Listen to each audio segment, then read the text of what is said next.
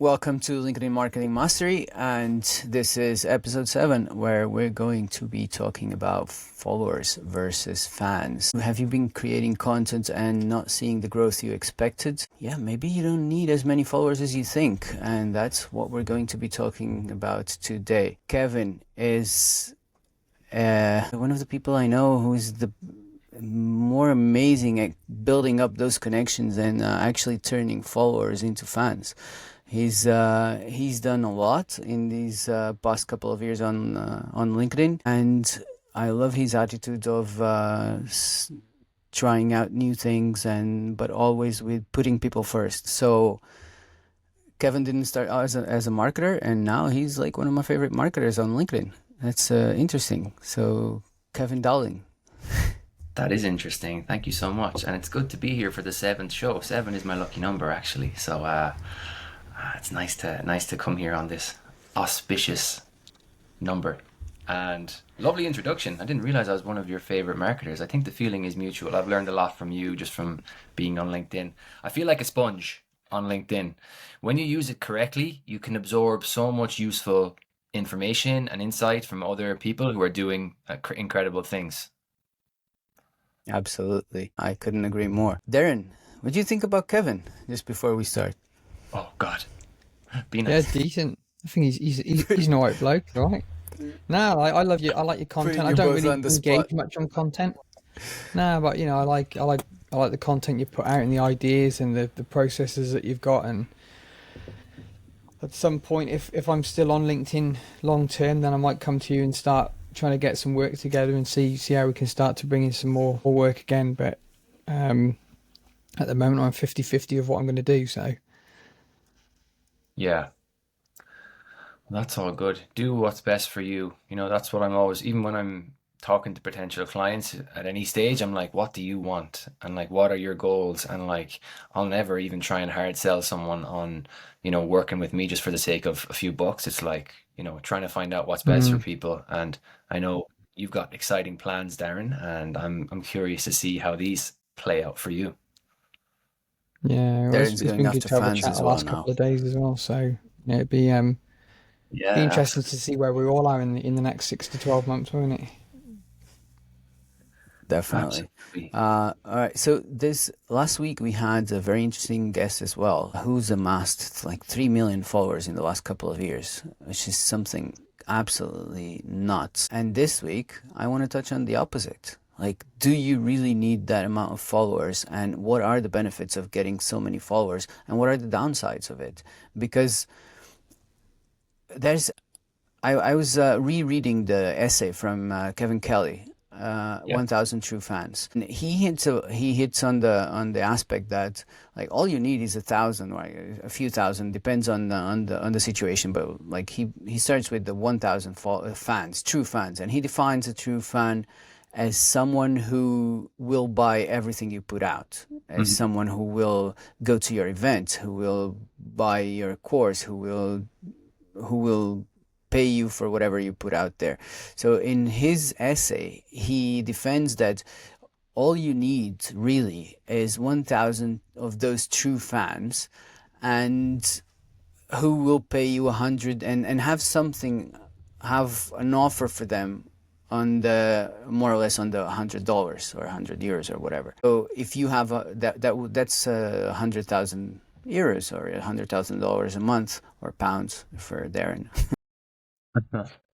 A month, no, a year, sorry. And a lot of people could make a good living out of this. Then Yeah. obviously this can scale or go down from there. So do we really need 2 million followers or 3 million followers or whatever? Like, we get distracted by these metrics, like, I want more followers, I want more followers. But like, how many followers do you have now on LinkedIn, Kevin?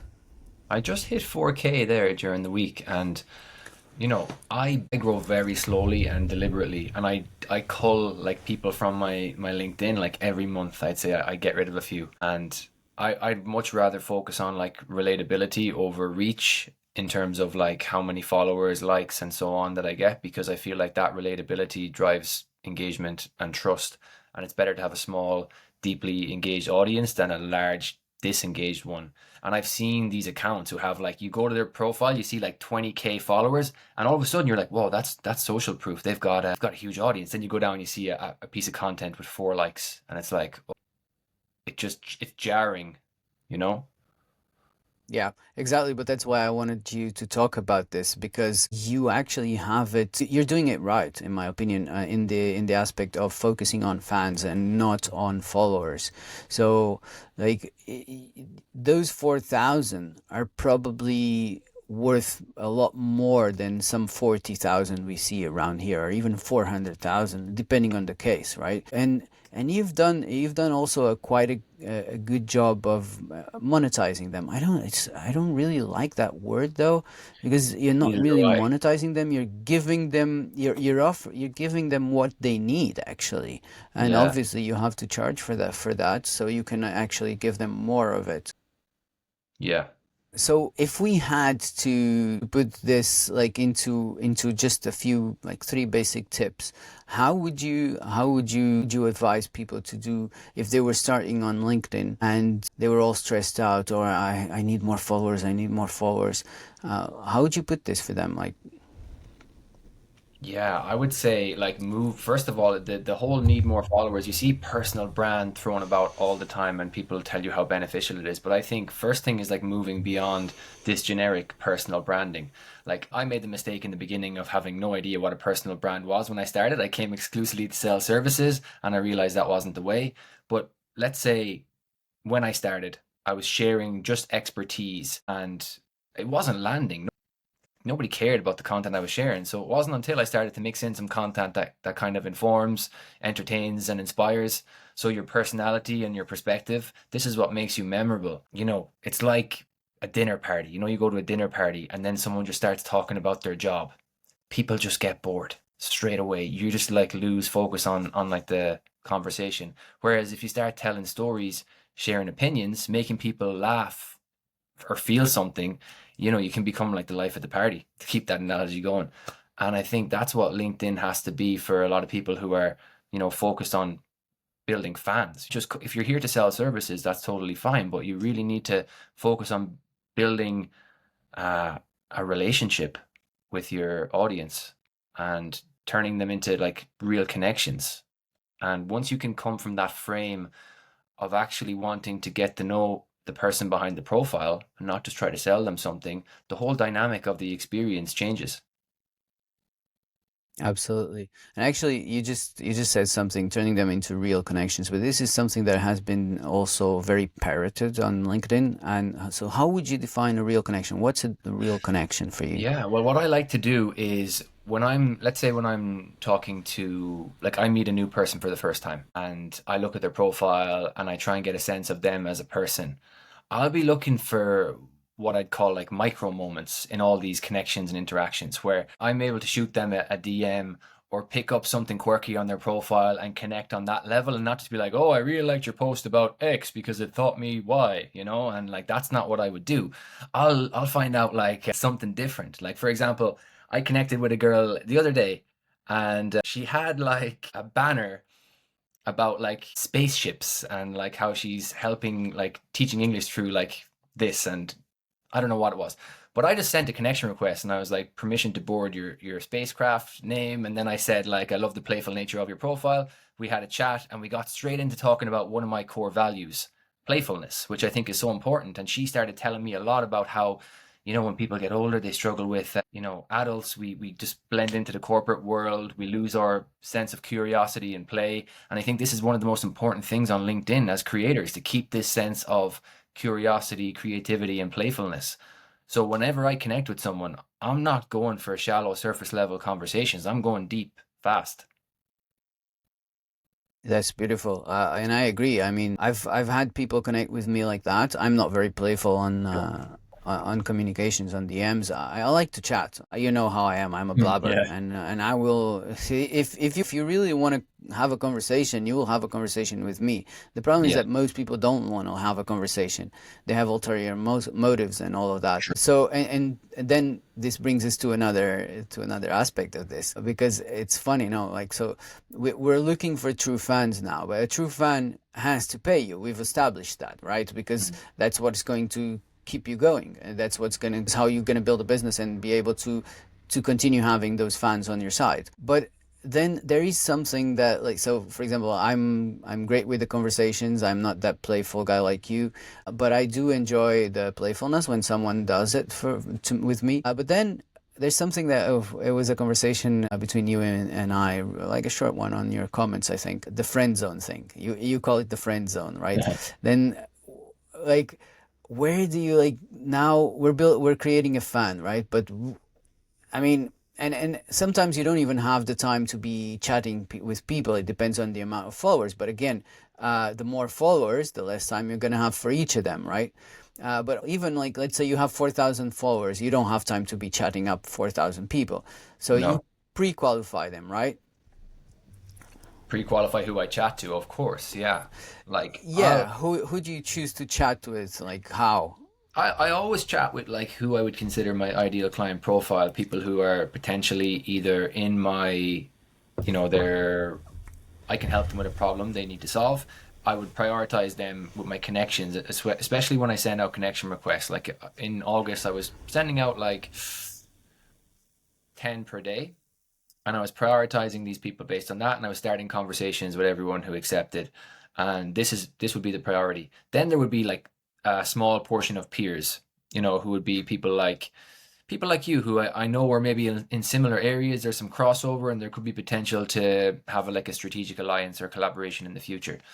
So I would be prioritizing these ones. And then sometimes I might get some interesting people just come across my path, and like if I find them a vibe, I'll connect. Like I feel like I'm getting better at reading people just from their profile. And if I can't, and this is a danger of LinkedIn, if your profile is not optimized, if I don't get a sense of someone's personality from their profile, I might just scroll past, and I think that can be scary on LinkedIn too, because you have to be able to communicate your value very fast, or people just skip on, so that's Yeah, another because, thing. like, when someone's connecting with you, or when you're connecting with someone, the first thing they're gonna do is check you out, right? So they're gonna Yeah. check your profile. So let's have Darren give talk on this a little bit. Darren, like, now we've established this connection, and this person, before they even talk to us, they're probably going to check out our profile, and they're going to see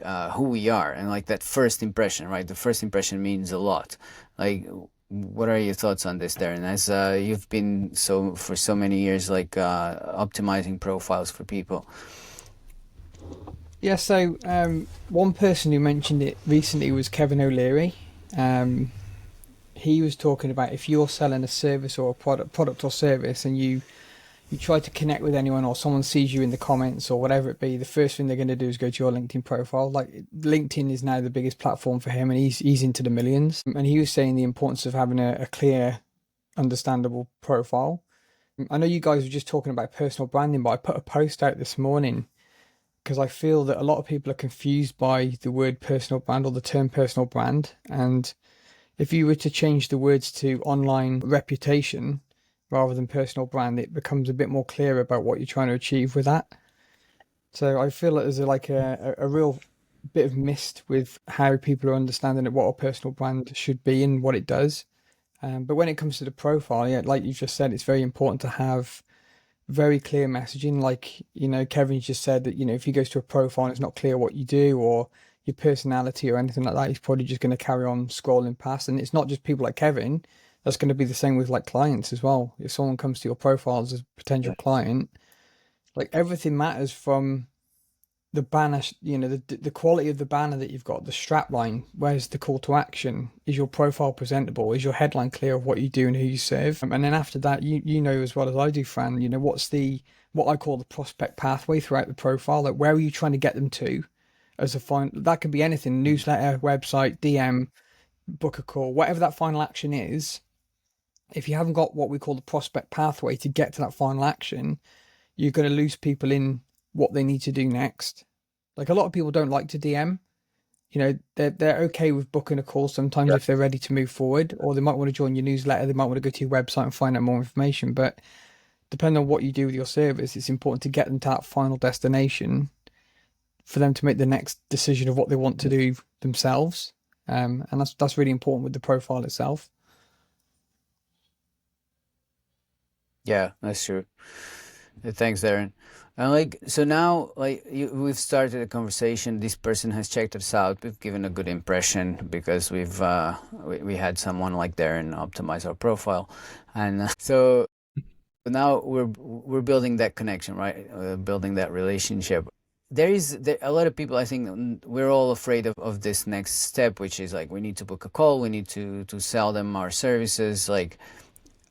I know you are amazing at this, Kevin. You've helped me with it a lot of times. And like, how do you know the person is ready to get on a call with you to get to the next step and maybe become a client? Well, one thing is they openly tell you there's challenges and struggles. There's that level of trust built once they start talking about their pain points, because they're not just going to tell their pain points to anyone.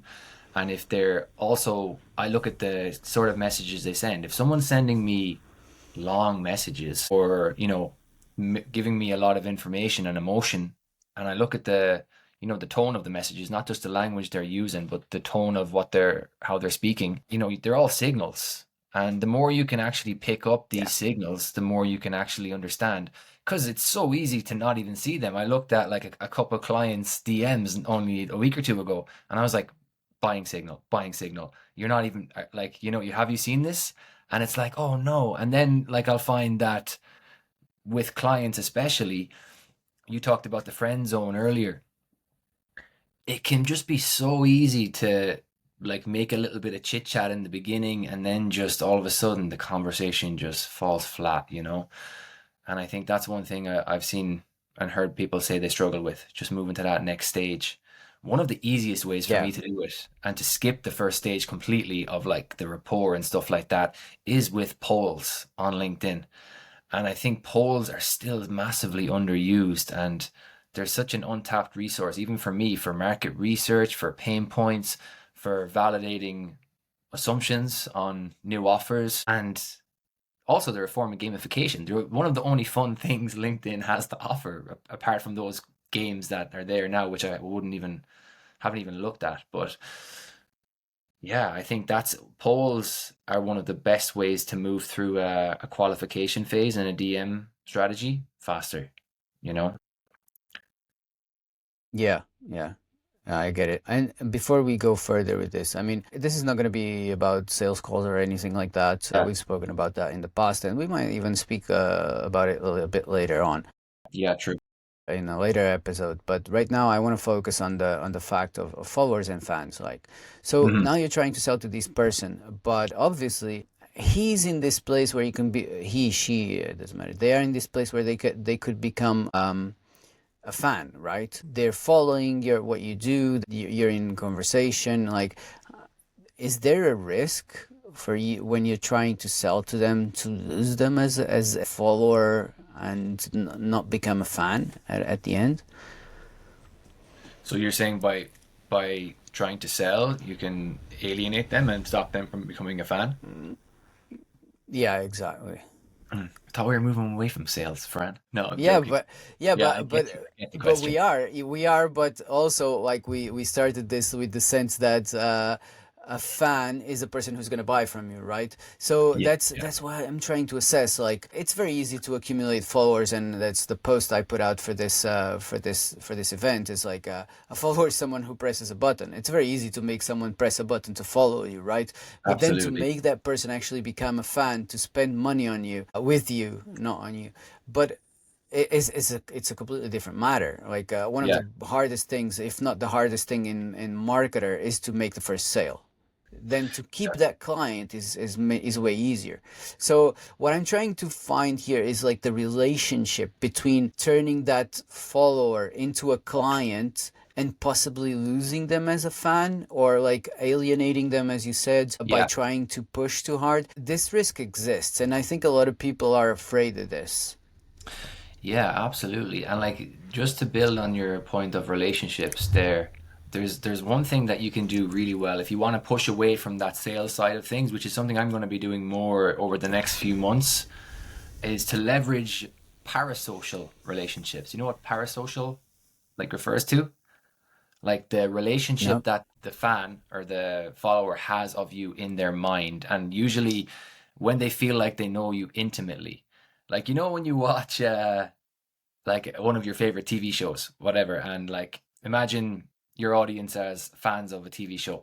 They may never meet like the actors on the TV show, but they feel like they know them because they followed their stories, they know their struggles, they see their daily life, you know? So I think one of the mistakes I made with, you know, when I'm selling my services is like too much content, not enough context. And just if you can show a bit more context as to, you know, your daily life, your values, more of your personal side, you can build this kind of parasocial or like one-sided relationship with your audience where they feel like they know you on a deeper level. And this is what creates fans versus followers, because I had it happen during the week there where a person reached out to me and was, you know, asking about a mentorship. And like, I've literally just been consistently having these micro moments with him the last couple of months and sharing more stories. And I've noticed that the posts that this person will show up on more are the personal stories. And most people will too. So it's when you share your core values, your personal stories, and these kind of things, you start to build this parasocial relationship where the audience develops this kind of relationship with you in their mind.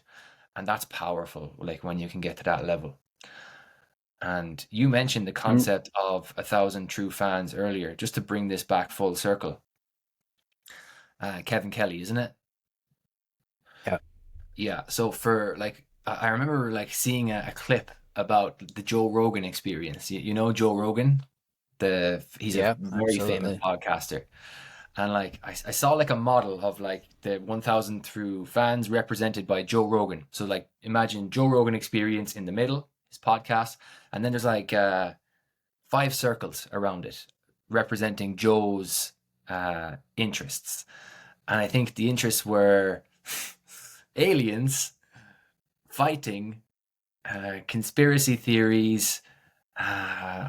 I don't remember what the other ones were, but comedy was one of them. And I can't remember what the other one was, but fighting, fitness. Yeah. So fitness, fighting, aliens, conspiracy theories, and comedy. And the point was, you know, not all of Joe Rogan's fans are going to like all of these things. But once he starts finding people who like one of them or 2 of them or 3 of them, he starts to develop like diehard fans, you know, people who have multiple interests. And I was thinking about this concept too, because I was in a program recently, an email accelerator program with a marketer who I love, Sean Anthony. And he was talking about how more of his clients recently, they're coming from jujitsu, because he talks about jujitsu in his email. So he's an email marketer. He talks about jujitsu, and recently a lot of people who are joining his programs are into jujitsu. And it's really interesting how like fans, they want to know your personal side. You know, if you're going back to selling services, if you're selling services, great. We know you have expertise, but you know, people buy people like them and want to work with people like them. So the more we can show this side of ourselves, our personal side, our values, who we are and what we like, the more we can build these intimate relationships with people. And yeah.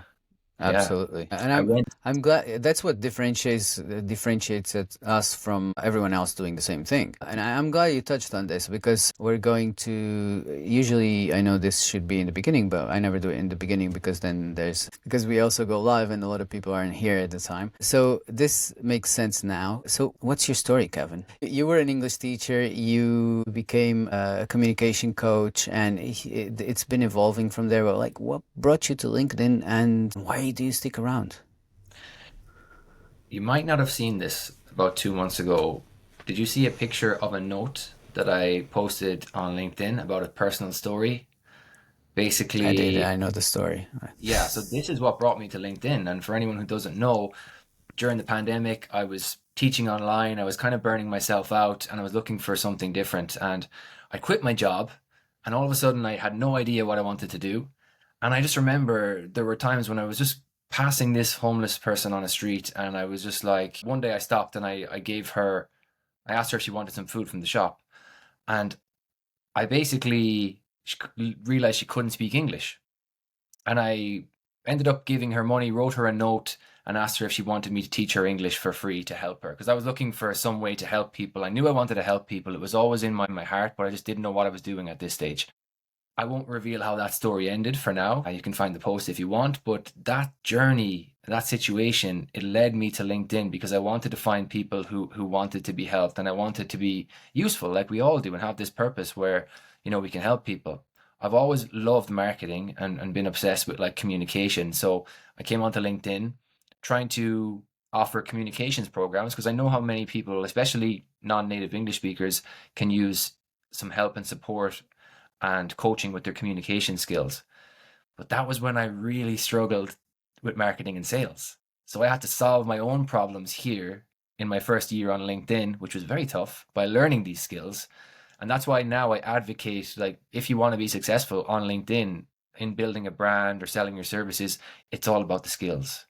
And if you're not able to build these skills and you're not willing to put in the time, effort, and attention to focus on building these unique skills, then it's not gonna work.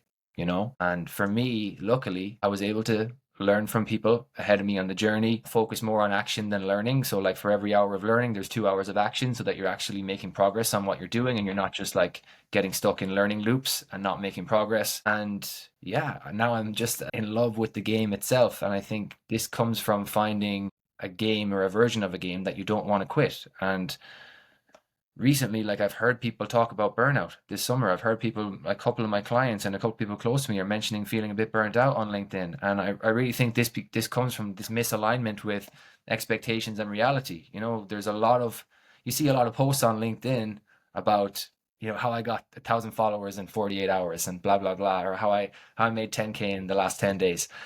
And then people see this illusion as the reality when it's a small part of it and it's not the rule. It's it's more the exception than the rule. And that's why people get burnt out and people get stressed out and people feel like they're the problem, because they see a small portion of people share these things, but they don't know about the skills or the experience levels of these people. They fall into the comparison trap, and then they blame themselves if they fail or when they fail, because you will fail over and over again. It's that tolerance for failure and aptitude for building your skills that makes you successful in the long term. And it has to be a long-term play and a long-term vision. Otherwise, you'll eventually burn out and just quit and do something else.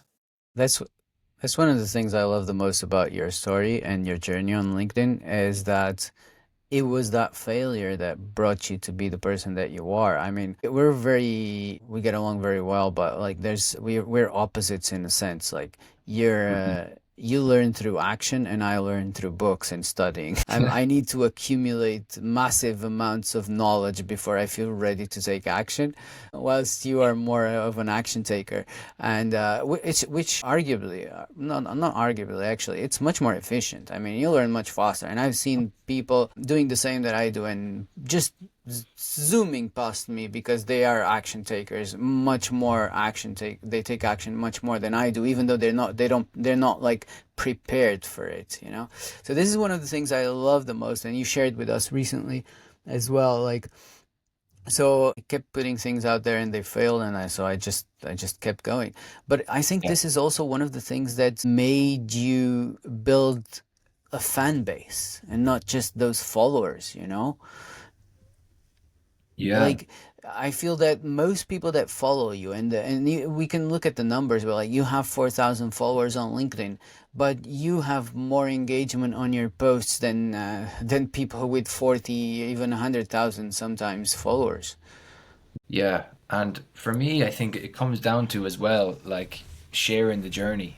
Because I feel like if I was to come onto LinkedIn and just showcase my wins or achievements, no one's going to resonate with that and no one's going to care. And it's only by sharing the process, the struggles and the lessons that you learn, that you can give people insights and show people that, it's not easy. And it nearly takes a bit of pressure off people to realize, oh, it's supposed to be hard. If it were easy, everyone would be doing it. And I think when I share content, I sometimes I speak to my past self, but I also try and tell people and let them know that, it's supposed to be hard, and like just keep going with it. And it's something I wanted to share in my content today as well about, sometimes the best way out, like when you're in a difficult situation, the best way out is like straight through, and it's not turning back. It's just putting your head down, pushing ahead, also having good people around you. Like I probably would have quit if I didn't have coaches and people around me in the beginning who just really helped me and gave me permission to feel shit. Like, excuse my bad language, gave me permission to feel like, oh, people expect to start here and to just go boo like this, Sorry for the sound effects, but it's not like that at all. It's literally like up, down, up, down, up, down. And usually like you hit rock bottom and you think that's it. And then a few months later, there could be another setback or challenge that comes back. And it's like, I think the quote Hermosi says, or someone says it, like, you solve one problem, you create a new one. And this is entirely true for sales as well. Like, you're always solving that next problem for people, so there's two sides to that. But for myself, that's one of the master rules of marketing. If you solve one problem, another one comes up.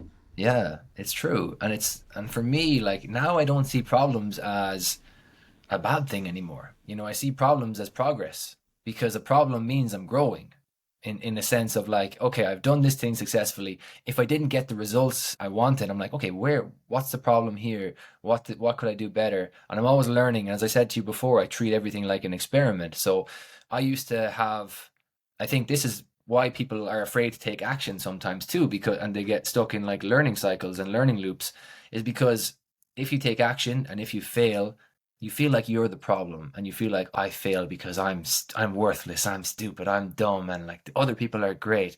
But it's not true. And you have to kind of separate your self-worth from like this game of building skills, and you have to play like in beginner mode almost, and realize you're going to fail again and again.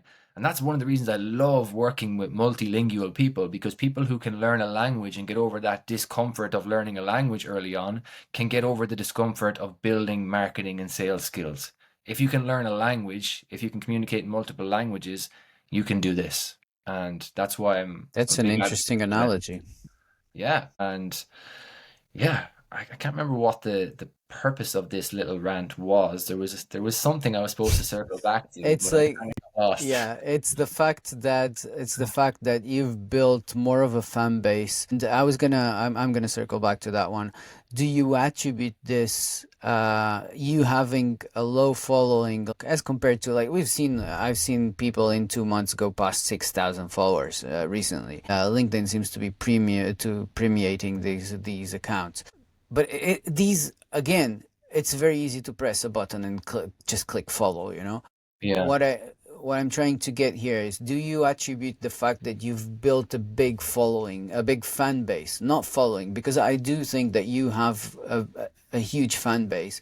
Do you attribute this to the fact that you share more of your authentic self, that you share more of your failures, and you just... I think that's part of it, but I also think of it's nearly like creating like a brand ecosystem where you have various ways where followers can connect with you and engage with you. Like, I'll use videos, I'll have posts, I'll have DMs, I'll have workshops. I'll try and create an experience around what this is, so that sometimes, people might like to communicate in different ways. I realize that as someone who's big into communication, that like everyone has different communication styles. Some people are more introverted than extroverted. I try and meet people where they are, not where I want them to be. And I'll always, like, I was going to invite a few people to this event, and I was just scrolling down through my connections, and I was like, know that person, know that person, know that person, know that person. And when I started to realize that, I was like, wow, there's still a few people I have to get rid of from my first few months on LinkedIn, but the people who I'm connected to now, I know a large part of them. And I'll tell you a beautiful story really quickly. There's an Irish woman, her name is Una, and she's become like I just remember seeing her post. She was posting every day last year, or up until this summer, and she's just very creative soul, and I just really resonate with the way she writes content. And she's looking for a new job at the moment. And we were talking the other day, And I was just like supporting her, asking her how if I can help her with anything. I'm trying to put her in touch with some people. But then she sent me a poem on WhatsApp, like just a few sentences or a few lines. And I was like, you should write a poem about job seeking on LinkedIn and put that out there and put your heart and soul into this and show who you are as a creative and what you can offer. And she did it. She's an action taker. To go back to that, she did it a couple of days later. Ended up getting like 15 reposts, like a load of likes and comments, like really, really powerful piece she wrote. And for me, going back to the idea of fans, I really want to understand the person I'm talking to. I don't just want to have like a surface level conversation with people. I want to get to know the person behind the profile, understand their goals and ambitions and motivations, see how I can support them either by working together or just by sharing something meaningful, valuable, useful, and just keep building these little micro moments with people. Because the more you can build these micro moments, it's just like planting a seed in the garden. You water it once, nothing happens. You keep watering it, and it just grows into something beautiful. And this is what the idea of creating fans is about. You won't create fans overnight. This idea of overnight success is a myth, and it's something silly to be chasing. You have to be in this for the long game, and you have to treat people with the same level of respect and genuine. I don't know how to say genuine. I might have created a word right now, but having this, showing up for people genuinely and not just having an agenda or an ulterior motive, which I see it happens all too often on LinkedIn. And yeah, okay, I'm going to stop there because I'll keep ranting. I've said a lot of things there. No, but it's beautiful actually. So it's about the one person, not the 4,000, isn't it? Oh, it's always the one. It's always the one. I was talking about this with some clients yesterday about like understanding your ICP, your ideal client profile, and how the more you can picture one person, the better. If you're recording a video, if you speak to one person, if you're writing a post and you put their name at the top, like for months when I started on LinkedIn, I was talking to Juan. And Juan, I could tell you all about Yeah. Juan, who he is as a person and everything else. And just by having this idea of the person I wanted to speak to, I started attracting people like this to work with. And I found variations of this version of Juan, and then it grows and evolves and you find different segments. But I think the more you can speak to one person and the more you can speak to that person, like if you're not selling services, like speak to that person, listen more than you talk, ask questions to find out about their interest, goals, and ambitions, and you'll create a connection with someone a lot faster than you think by just doing this and being Absolutely. genuine. That's where it all starts, and I usually advise people to start with their favorite client. If they've had clients, if they haven't, then just think about who would be their dream client and then iterate from there. But Yeah, if you've had clients before, then start with your favorite client. Think about who they are, and describe them, and yeah, that's your ICP for now. And then you can start making changes. But that's where you're going to start. Like, who was the person that gave you the most pleasure to work with? exactly. And then describe that person. And then everything you do, you are doing it for that person. You are writing your post for that person. You're sending that email for that person. You Yeah. are creating your product, your service with that person in mind. How can I help them? What is the problem, the biggest problem they have that I can help them solve? Hmm. When I help them solve this problem, what comes next? How are they going to be?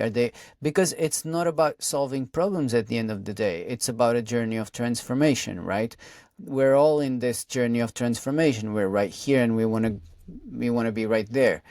We have this image of who we want to be in our minds. So that's the transformation. We are the bridge from where they are to where they want to be. And lots of times they are who we used to be, right? That's the Yeah. easiest ICP to have. Yeah. But yeah, otherwise, then who was your best client? And like, so let's go back to the fact that you don't need a big following. I see a lot of creators with gigantic following on LinkedIn, and there is a perception here, and I think that's why, like, besides the dopamine thing and the ego stroking, I think there's also a perception that the more followers you have, the more successful you are. We, both you, me, and Darren, and most people who've been around for a while, we know this is not the truth. In fact, most of from our connections, we can see this. Most of those who actually have a business, and a business which is paying the bills. I'm not saying that we're huge, gigantically successful, but we're paying the bills with this, right? So that's something. That's a business. Most of us who have a business, we don't have a huge following because we don't have time to be stroking our ego, because we're focusing on the right things. What are these right things to focus on, Kevin? In terms of building the business rather than massaging your ego? Yeah. Income generating activities. That's the simplest way I can put it. Like you're on LinkedIn if you are on LinkedIn to build a business rather than a brand in the beginning, or even both at the same time, you have to prioritize the income generating activities. So like a lot of people click onto LinkedIn. First thing you see is the feed, right? You open LinkedIn, the feed is in front of you. You see a post, you might like it, scroll past, engage. I try never to start my LinkedIn day with the feed. I go down to the corner, I open up the little DM box, and I start my conversations for that day. And then I connect with potential buyers. I go through comment section of competitors and I start connecting with people in this way. And if I do these activities first thing on LinkedIn, then everything else is a bonus every day. So then I can go and engage with my content. Like what I do now, just to give people context for LinkedIn, 90-minute block. Start on LinkedIn by replying to DMs or starting new conversations for the first like 15, 20 minutes.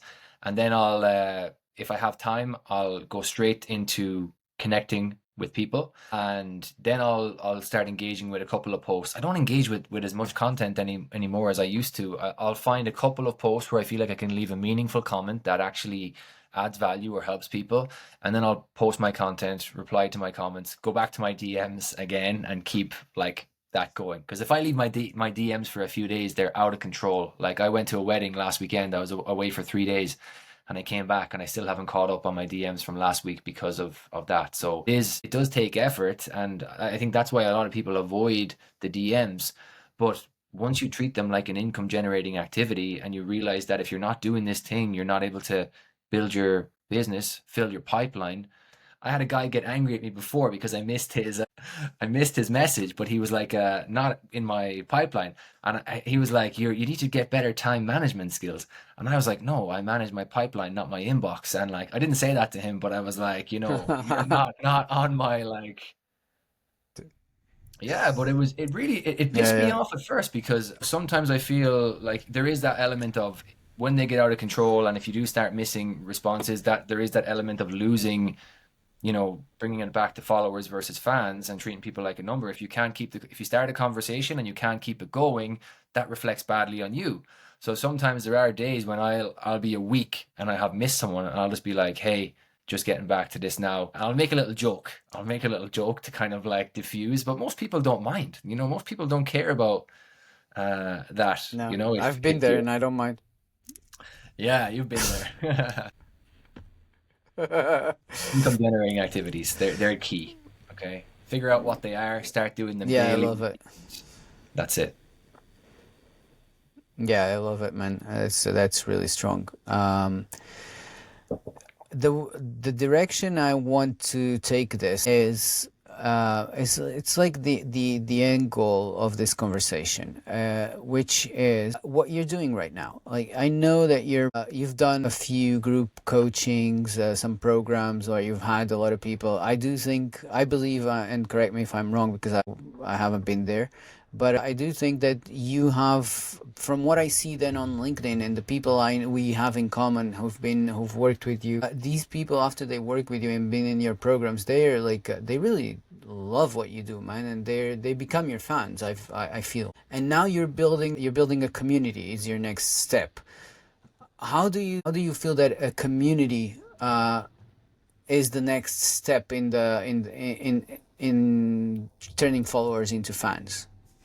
Yeah, that's a great question, and I'm building out a community now with this in mind, because I talked about the idea of the brand ecosystem earlier, and it's something I've been trying to like tap into more, because sometimes I'm on group calls and I notice like some people are there for different reasons. Like some people, like imagine your brand as a coffee shop. Some people come in for the coffee. That's your core expertise and what you offer. Other people come for the atmosphere, which is like your personality. And then some might come for the community events that happen. And this is like your content. So people, like, I'll always ask people, like, on a sales call, for example, like, what brought you to this call? Like, what? And it's like, oh, I loved your post about this thing, or I loved your workshop on that, or something about one of those things. And then you find out that people, not everyone is just interested in your expertise. They want, like, to be around like-minded people, like, see your personality, just get energy from how you think, how you do things. So with the idea of a community, it's to bring more of this ecosystem element into it, and have people spend time with me in different ways, because when I put on my coaching hat is very different to when I put on like a mentoring hat or a consulting hat, and there's many different hats that I wear. So I feel like boxing myself in as a coach and saying I'm just a coach it's not how I feel this evolving. The community is an experiment now that let's ask me at the end of the year how this goes, but just ran an 8-week program building out this school community, and it was a great experience with the people who were in it, and I do feel like it can grow and evolve into something even better. It's just a matter of making sure that I build out this ecosystem, as I was saying, in different ways, and have different types of events. For example, community for me should be more around events than information. Everyone can get the information, or you can send people documents. And I find it sometimes with clients, I'll give them a worksheet or a doc and they don't do it. Whereas if I create an event and I say, okay, here's what we're going to do today. We're going to do it together on the call. And then you do the next step after. These events bring people together, get them into action faster, move them forward, have a little win on the call, and then keep them going. So for me, building out a community is with my ideal client in mind, people who I want to help, make progress faster, and be around other people who will give them energy, inspire them, and, trade skills too. This is important, and something I'm trying to integrate into this community. Yeah. So that's the support from other people is one of the most important things, isn't it? Like, Absolutely. It's not just about consuming information, it's being able to execute it. Then you need people on your side. That was a bit of the vision behind the community we launched, which is a completely different thing. And my idea was just to have that space, that safe space where you can share with others, where you can, it's not there's no program behind it. There's not like anything being sold. So it's a free community as opposed to yours, who is a paying community, which I understand, like the value is much higher, obviously. But this one, it was just for this aspect of it. You have a place, and because you're part of it, you're one of the experts we have there. I created this together with Darren to have a safe space with experts in lots of different areas, where anybody can come in and just ask their questions and feel supported, and actually even support each other if that's the need. And if you're listening to this and live, and you want to join the community, the link is going to be in the comments, and it's only valid for 1 hour. So the only thing that this is a free community, and the only thing that it has different is that it's exclusive. We only open it for those who attend our events live. So the recording of the podcast, but live. We're still building this up, and we're still trying to we're at the point where we're trying to offer more to the community, and about this, we've spoken about this recently. But now comes a very important aspect of this, right? So this is a free space, but this as well as I am. People don't value free, because if we're not pricing it, then I can be there for free, then I'm not gonna. So how do you feel that when you start charging for your community? I think that one of the most important things, having been in paid communities before, is being able to keep those people engaged. And so this means keeping your fans supported to the point that they want to open that application or whatever it is daily, and that when they have a problem, the first thing they think of is going to you and ask about it. From what I've seen, and I haven't run a community before this, I feel this is the most important aspect of it. What do you think about this? Yeah, well, with community, people want to feel like they're part of something bigger, and they have to feel included and valued. And the more that you can treat them in a way where you invite them to engage and contribute, this shows them they are valued and shows them that their opinions matter and that their problems can be solved faster by sharing them and not just hiding them, which I think is a big factor in a community I joined a couple of years ago. I never felt comfortable enough to share my problems with that community. I just didn't feel like I fit into it. And I was like, why don't I have Really? this? Yeah, it was a teacher entrepreneur community that I joined at the beginning because I was a teacher graduating into this space, and it didn't resonate with me at all. The people in there, for whatever reason, it just didn't fit, didn't work. So for me, All right. making people feel safe in the sense of actually sharing what they're struggling with, helping them with this, and actually getting them to lead more so than me being up here on this thing. It's like last week, for Right. example, in the community session that we had creator-led teach sessions where each creator, because I feel everyone has skills, they got to host a mini workshop for everyone else and teach them some skills, practice their delivery, even turn that thing into a lead magnet for their audience, you know? So for me, I want to get people to step up, not just like obviously everyone's at different stages. And I think for me, it is important with this community to, again, meet people where they are, but also find out where they want to go and help them get there faster. At the same time, it's like, okay, we're up here. Can you meet me at this level? Can you come and challenge yourself? Can you try this thing that will help you get there faster?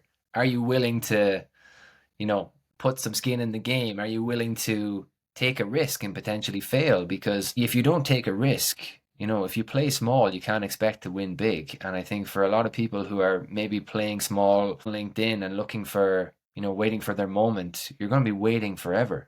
So for me, part of this community is to kind of galvanize a group of people and bring them together, and everyone energizes each other.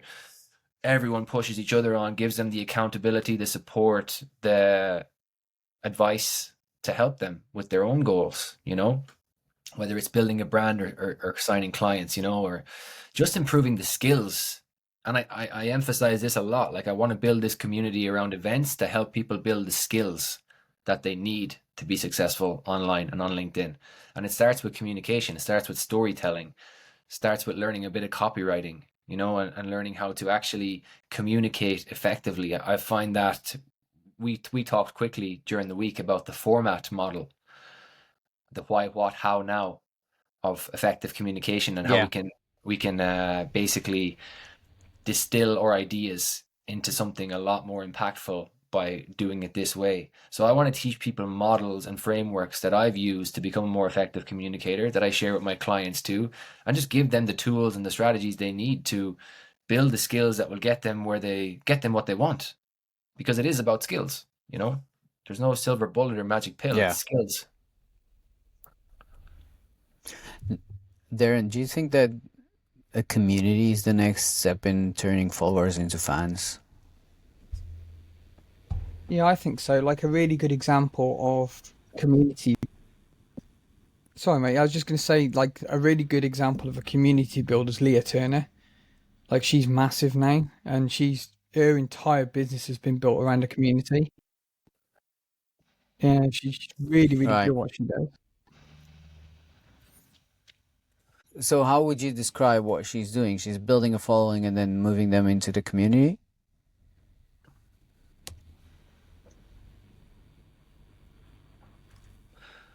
Darren? See, here's what just before, I think Darren, I don't know if if there's a delay or if I'm missing something, but what I understand, like from what Darren said there, just for him to come in on this as well, I'm curious what he thinks. I think there's it's become a bit of a misnomer, the community. Like, what is a community? Is it like people who follow you on LinkedIn? Is it a private space where people come together? And there's like different versions of the meaning of what a community is, like public versus private, free versus paid, audience versus, what is a community? And like Leah Turner, for example, to come back to you, Darren, like what is she doing, or how is her community shaping up? So it's a two-way street with her. So like a community, it's got to be back and forth. It can't just be one way. It can't be like I just own this group and it's my community. It's like it has to be, I engage, you engage, she engages, he engages, and then everyone inputs it. It's like the best way to think of, like, when you think of a community, an in-person community, imagine like a little tribal village somewhere where someone goes hunting, someone collects the water, someone does, the maintenance of the buildings, and someone else does, and that's a community. It's where everybody works together to Yeah, build something. It's not just like, there's a chief of the village and he's just in charge and now he owns everybody that's there. That's not a community. A proper community is, it's got to be back and forth. So I think if you can apply the similar kind of concept to an online community, everybody should be there to put some value into the group. absolutely. Yeah, I love it that you compared it to the real world and what a community is in the real world, and that's absolutely what I think. Like, it's a space where everybody's stronger because they're together, right? Yeah, it's true. And I think that's just that element of support and accountability and having other people who know what struggles you have, who are going through similar things, potentially, because I think, like, just to go back to like a session I had recently, and there was like 6 or 7 people in the session, and we were going to start with a win. Like, we try and start the sessions with a win, something positive, and then someone shared a struggle straight away. And it was like, oh, I'm struggling. And then I was like, okay, who else is struggling with something? What's going on? Let's talk it. Let's open this up, and we kind of lean into like the different things people are struggling with. And for me, this is what a community should be about. Like, it can be very easy to be in a community and feel inferior to the other people in it if someone's having more success than you are. But I think what makes a community authentic is to be able to share your struggles and challenges and say, "Oh, I'm not doing okay. Can you put your arm around me? Can you help me with this? Is it possible to have a chat?" And for me, the community that I want to build is not a place where I'm like, okay, you have to get 1 client by the end of the month. Here's the goal, like, and like push, push, push. It's more like I want to challenge people in that way too, but I also want to support people in a way that people have lives outside of LinkedIn. People have kids and families and like other things to do. They can't just be here every single day, every single hour. And I want to, as I said, meet people where they are, help them take the next steps, and put an arm around them when they're struggling, give them a kick up the arse when they need it, and drive them forward. That's kind of what it is.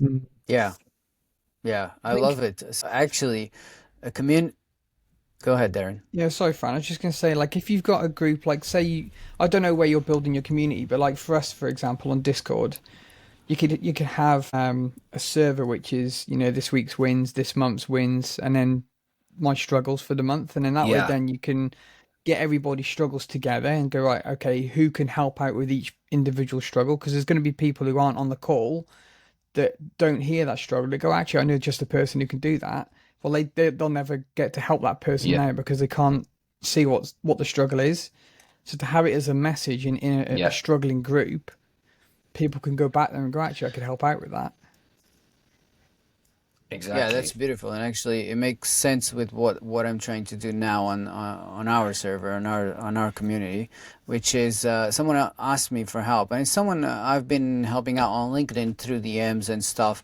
He just asked me to review his stuff and to review the copy and his landing page and all of this. And as we were thinking about what else we could start giving to the community, I started thinking like, I could just do this live in the community. It's going to happen now in half an hour. I'm going to do it now on our server to this guy to start with, and I'm going to try to do this now every week. So everybody who needs help with sales copy, with a sales page, with getting people to their email list, all of this, I'm going to just pull it apart in front of them, and it's much more helpful to do it like this, like a review, completely like, okay, you could change this, you could do this. I feel this is my way of supporting and just showing this to everybody. So instead of just individually helping this person, by helping him inside of the community, I'm going to be helping everybody. This is how I feel. Maybe I'm wrong about this. No, it's valuable for sure. But on what you guys were saying, I feel like there's a lot of problems on LinkedIn, obviously, and like LinkedIn is a facade for most people. Like a lot of people we see the word authentic being thrown around, but we know that it's not, that most of it is not really being authentic. And it's what you said throughout this conversation. Like that's the difference between building a following and building a fan in a sense. It's like, it's how authentic are you? Are you being? Like, are you really sharing your struggles, or are you just sharing your wins with your followers on LinkedIn?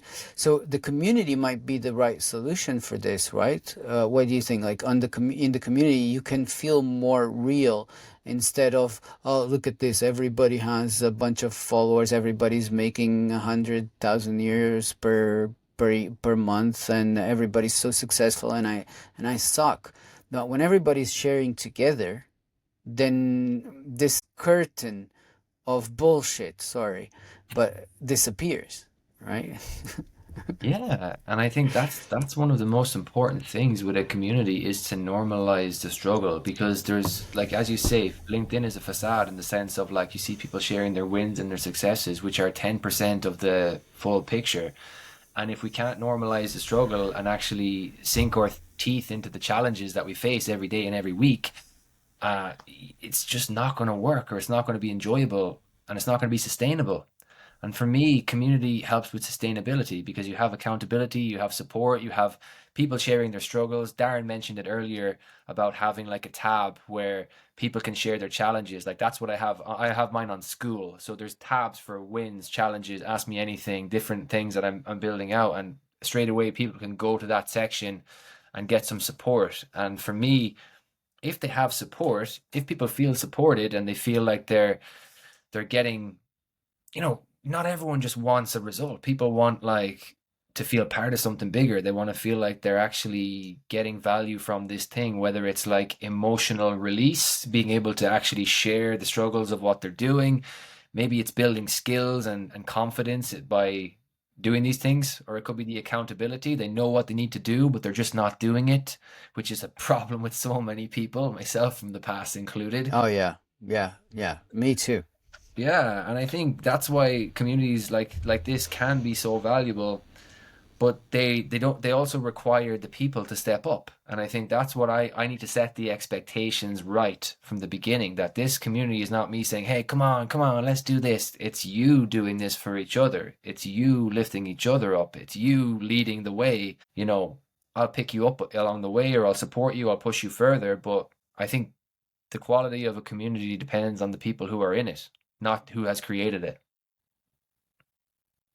I'm really curious about the results here, and we're definitely going to talk about this again in 6 months to 1 year. Oh yeah, yeah, it's gonna be definitely like already. I'll just say one thing, and this is the last thing I'll say about like the community side of things, because Darren even talked about the two-way street or something earlier with a community.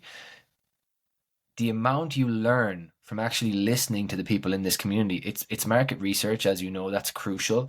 But like when they have a voice and when they can give you feedback on what's working well, what's not, this leads to like a new idea, new direction, new insight, and it makes your brand and your experience more dynamic and more inclusive. So we always need to be listening to the people we're trying to serve and learning from them. And community gives you an extra level of access of doing this. Someone will tell you a problem straight away, and then you can be like, "Oh, I never thought of that," and then you work on the solution. So for me with this as well, I want to be listening to people and being like, okay, what's working well, what's not, how can we improve this, and then just implementing based on what these people want, so it can be tailor made for the people who are in it, based on the problems they're facing and the goals they have.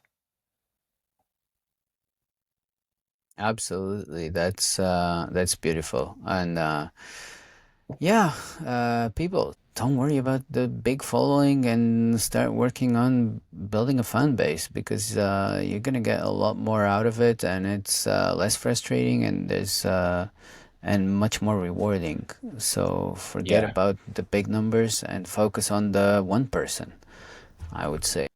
absolutely. Kevin, I know where I can find you, but those listening in on Spotify and YouTube don't know. So I'm gonna leave your LinkedIn profile in the show notes, but anything else you'd like to mention? Yeah, you can find me on LinkedIn. My website is almost finished right now, so it will be playkstrategy.com when it's live, but my school community is also available there for anyone who is interested in looking and learning about this. Now, the name might change. What I have now is the Creator Playground. So this is what it's currently called. but the program that's Fitting. going to launch next month is Multilingual Mastery. So the name might change. So one or the other, you can find me there or there.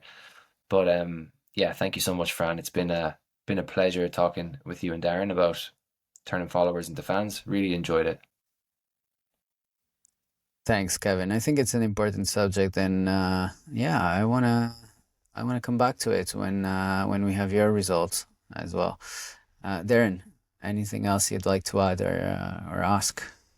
No, I'm all good, mate. Apart from the, it is true about the follower count. The more followers we got, the more of a pain in the arse it became. So when I was at 5 or 6,000, that's a good one. it was easy to manage. But when you get to, like, we're at 17 and a half now, and like I don't know probably best part of 17,000 of them. Don't even know they exist. I don't know who they are. Don't talk to any of them. You know. Wow. But you end up with a load of that's what a I load of wanted to ask engagement you. that is just time wasting. Say again.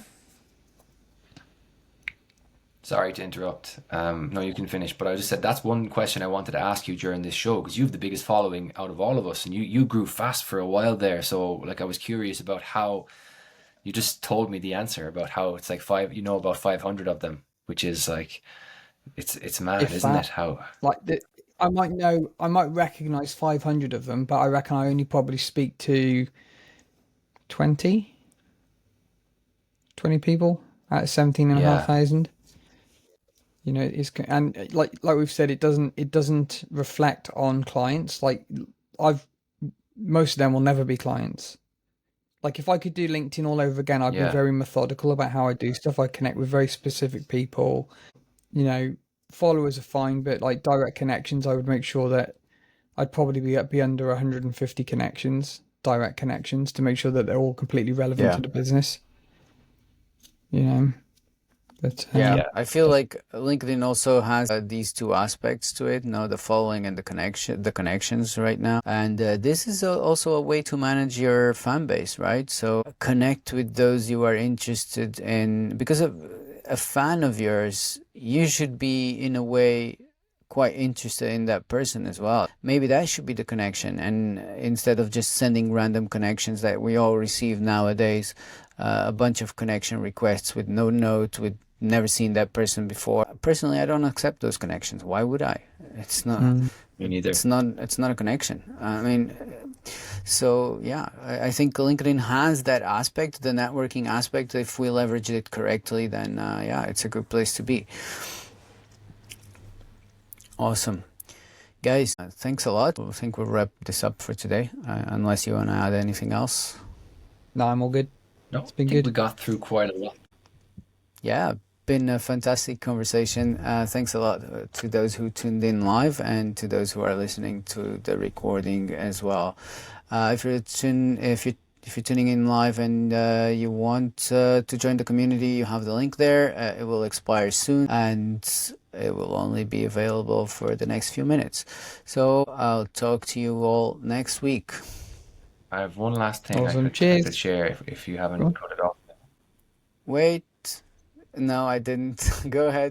Okay, yeah, this is one thing just that came into my mind really quickly, and I just want to give everyone who is listening or watching just a little story about how you can turn followers into fans like faster than you think. And I'll tell you a quick story about me from 2 years ago when I was just in a really low point. I talked about the story about the note earlier, and I was struggling with my direction and how I was feeling. I was feeling terrible. I didn't know what was going on, and I found this song called "Feel" by Ocean Alley. They're like a funk kind of rock band. I'm going to see them play tonight, but I bought tickets to see this band because of one song.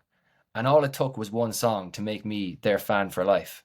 And I think for LinkedIn and for your content, I would say if you lean into your personality and your stories, never underestimate how powerful one piece of content, one comment, one DM could be for turning someone into a fan of who you are and what you do. And it really can be something small that hits the right person at the right time, like how I was struggling at that moment, and that song did it for me. So people who are struggling now or not sure about their direction, keep showing up authentically. I know we threw that word around earlier, but keep posting things that align with your values, your personality, and your identity, and you'll start to turn followers into fans much faster. Definitely. And if you want to learn more about this 1000 True Fans, just look for 1000 True Fans on Google, and you'll find Kevin Kelly is the author of the essay, and it's quite short and easy to read, but but he knows what he's talking about.